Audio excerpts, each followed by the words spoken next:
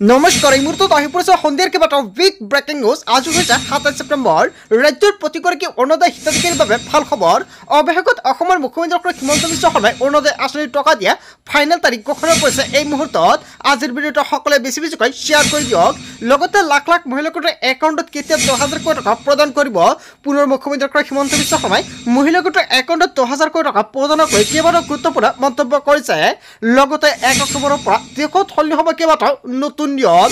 Ration কাৰ্ডৰ পৰা আৰম্ভ কৰি বেংক একাউণ্টলৈকে কেইবাটাও নতুন নিয়ম সলনি হ'ব ৰাজ্যজুৰি।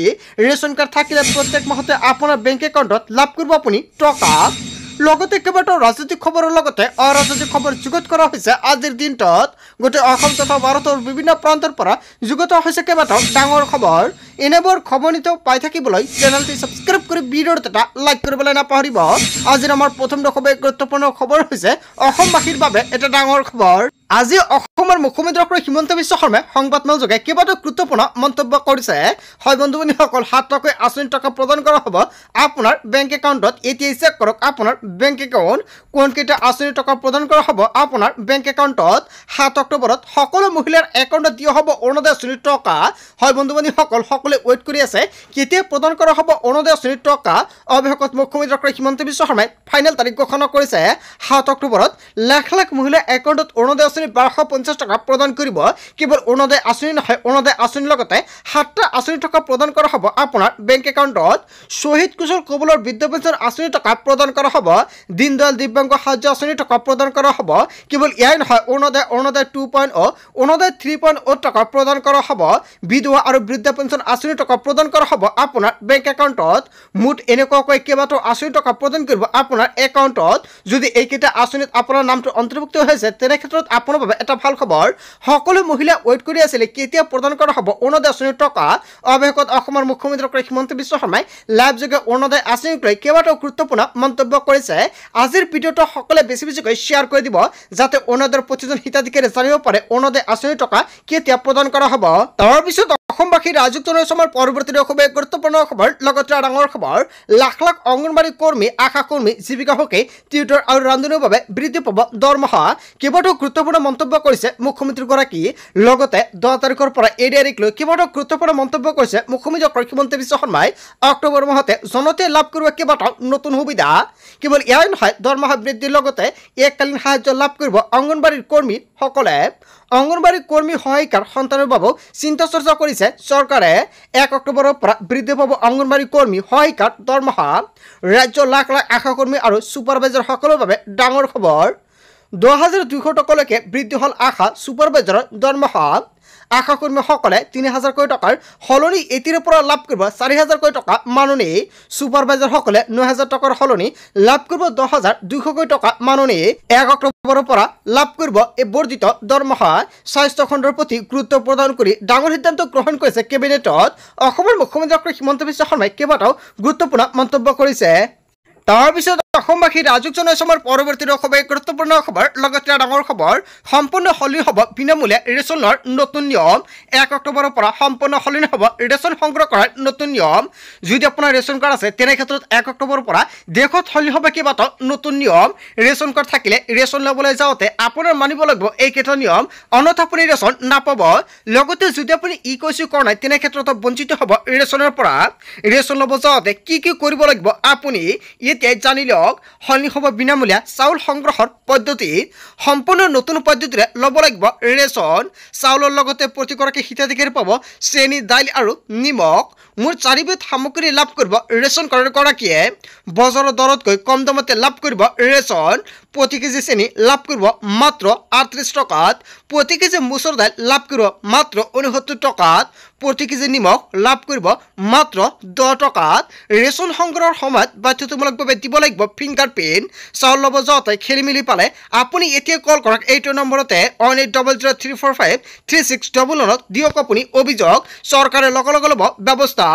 তাৰপিছত অসমবাসী ৰাইজক জনাই আমাৰ পৰৱৰ্তী খুবেই গুৰুত্বপূৰ্ণ খবৰ লগতে ডাঙৰ খবৰ দুৰ্গা পূজাক লৈ আহি গ'ল নতুনকৈ SOP প্ৰতিখন দুৰ্গা পূজা সমিতিয়ে মানিব লাগিব সকলো নতুন নিয়ম 25টাকৈ নিৰ্দেশনা জাৰি কৰিছে আৰক্ষী প্ৰশাসনে 1 নম্বৰত উল্লেখ কৰিছে পূজা মণ্ডপত নিৰ্মাণৰ বাবে আৰক্ষী প্ৰশাসনৰ অনুমতি বাধ্যতামূলক 2 নম্বৰত উল্লেখ কৰিছে প্ৰতিখন পূজা কমিটিয়ে পৰ্যাপ্ত স্বেচ্ছাসেৱক নিয়োগ কৰিব লাগিব 3 নম্বৰত উল্লেখ কৰিছে পৰ্যাপ্ত লাইটৰ ব্যৱস্থা কৰাৰ লগতে CCTV কেমেৰা সংস্থাপন কৰিব লাগিব 4 নম্বৰত উল্লেখ কৰিছে লাউড স্পিকাৰ আৰু সাউণ্ড সিস্টেম উচ্চ স্বৰত বজাব নোৱাৰিব 5 নম্বৰত উল্লেখ কৰিছে প্ৰতিগৰাকী স্বেচ্ছাসেৱকৰ নাম তালিকা আৰক্ষীক দাখিল কৰিব লাগিব 6 নম্বৰত উল্লেখ কৰিছে পূজা মণ্ডপত পুৰুষ মহিলাৰ বাবে পৃথকে প্ৰৱেশদ্বাৰ আৰু প্ৰস্থাপন দ্বাৰা থাকিব লাগিব 7 নম্বৰত উল্লেখ কৰিছে পেণ্ডেলত নিখাৰ বাবে পহৰাৰ ব্যৱস্থা কৰিব লাগিব 8 নম্বৰত উল্লেখ কৰিছে কোনো ধৰণৰ ট্ৰাফিক জাম অথবা যান-জঁট সৃষ্টি কৰিব নোৱাৰিব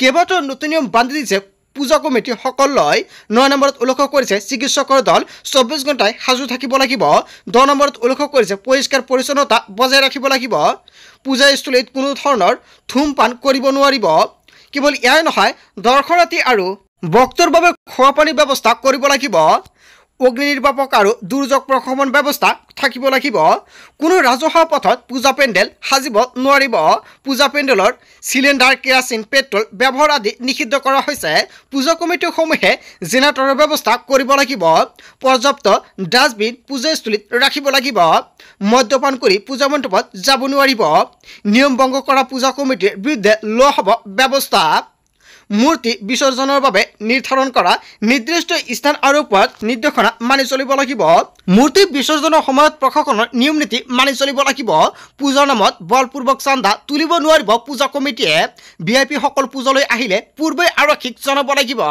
পেণ্ডেলৰ পৰা 100 মিটাৰৰ ভিতৰত পাৰ্কিং কৰিব নোৱাৰিব 25 নম্বৰত উল্লেখ কৰিছে মূৰ্তি বিসৰ্জনৰ সময়ত কেৱল ভক্তিমূলক গীতহে বজাব লাগিব এনেকৈ কেইবাটাও দুৰ্গা পূজাক লৈ আহি গৈছে SOP আজিৰ ভিডিঅ'টো সকলোৱে বেছিকৈ শ্বেয়াৰ কৰি দিব কিয়নো এইকেইটা নিয়ম মানিব লাগিব পূজা কমিটিসকলে তাৰ পিছত অসমবাসী ৰাইজক জনাইছো আমাৰ পৰৱৰ্তী খুবেই গুৰুত্বপূৰ্ণ খবৰ লগতে ডাঙৰ খবৰ CM কৰু মহন্তক শেষ শুকনি মুখ্যমন্ত্ৰী ডক্টৰ হিমন্ত বিশ্ব শৰ্মাৰ আপোনালোকে ধৈৰ্যৰ পৰীক্ষা নলব CM কৰু মহন্ত আৰু সিদ্ধাৰ্থৰ বিৰুদ্ধে কেইবাটাও গুৰুত্বপূৰ্ণ মন্তব্য কৰিছে 6 অক্টোবৰৰ ভিতৰত হাজিৰ হ'ব লাগিব ফেসবুক লাইভ কৰি পত্ৰ লিখি জনতাৰ আইনৰ পৰা হাৰিব নোৱাৰিব বুলি মন্তব্য কৰিছে মুখ্যমন্ত্ৰী ডক্টৰ হিমন্ত বিশ্ব শৰ্মাই জনতাৰ খবৰ হৈতে খেলা নকৰিব জুবিনৰ কাণ্ডৰ লগত জড়িত ব্যক্তিৰ আইনৰ সন্মুখলৈ অনাৰ দায়িত্ব মোৰ বুলি মন্তব্য কৰিছে মুখ্যমন্ত্ৰী ডক্টৰ হিমন্ত বিশ্ব শৰ্মাই অসমৰ মুখ্যমন্ত্ৰী ডক্টৰ হিমন্ত বিশ্ব শৰ্মাই সকলো দায়িত্ব লৈছে আৰু সেই দায়িত্ব মই পালন কৰিম মন্তব্য কৰিছে অগ্ৰিম জামিন লোৱাৰ চেষ্টা নকৰিব এই প্ৰচেষ্টা সঠিক নহয় কাৰণ জুবিন এগৰাকী জাতীয় সম্পদ জুবিনৰ লগত সংঘটিত ঘটনাত তন্নতন্নকৈ ৰাইজৰ সন্মুখত অনা হ'ব শ্যাম কানু সিদ্ধাৰ্থৰ বিৰুদ্ধে জাৰি কৰা হৈছে লুকআউট নোটিছ বিদেশলৈ পলাই যাব নোৱাৰে শ্যাম কানু আৰু সিদ্ধাৰ্থই শ্যাম কানু আৰু সিদ্ধাৰ্থৰ বিৰুদ্ধে চৰকাৰৰ ফালৰ পৰা গুৰুত্বপূৰ্ণ সিদ্ধান্ত গ্ৰহণ কৰিব শ্যাম কানুৰ একাউণ্ট আৰু ক্ৰেডিট কাৰ্ড ফ্ৰিজ কৰি দিয়া হৈছে 6 অক্টোবৰৰ ভিতৰত নাহিলে য'তে থাকক কিয় লৈ আহিব অসম পুলিচে শ্যাম কানু মহন্তক অৱশেষত অসমৰ মুখ্যমন্ত্ৰী ডক্টৰ হিমন্ত বিশ্ব শৰ্মাই শেষ শুকনি প্ৰদান কৰিছে হয় বন্ধুবান্ধৱীসকল এনেকৈ অসমৰ মুখ্যমন্ত্ৰী ডক্টৰ হিমন্ত বিশ্ব শৰ্মাই লাইভ যোগে কেইবাটাও গুৰুত্বপূৰ্ণ মন্তব্য কৰিছে আজিৰ ভিডিঅ'টো সকলোৱে বেছিকৈ শ্বেয়াৰ কৰি দিয়ক তাৰপিছত অসমবাসী ৰাইজক জনাইছো আমাৰ পৰৱৰ্তী খুবেই গুৰুত্বপূৰ্ণ খবৰ লগতে ডাঙৰ খবৰ BTCত নচলিব উচ্ছেদ BTC দখল কৰিলে হাগ্ৰামা মহিলাৰীয়ে হয় বন্ধুবান্ধৱীসকল BPFৰ চৰকাৰ আহিলে উচ্ছেদ চলাবলৈ নিদিয়াৰ দিছিল প্ৰতিশ্ৰুতি মুছলমান হলে উচ্ছেদ চলাবলৈ নিদিয়াৰ খুংখাৰ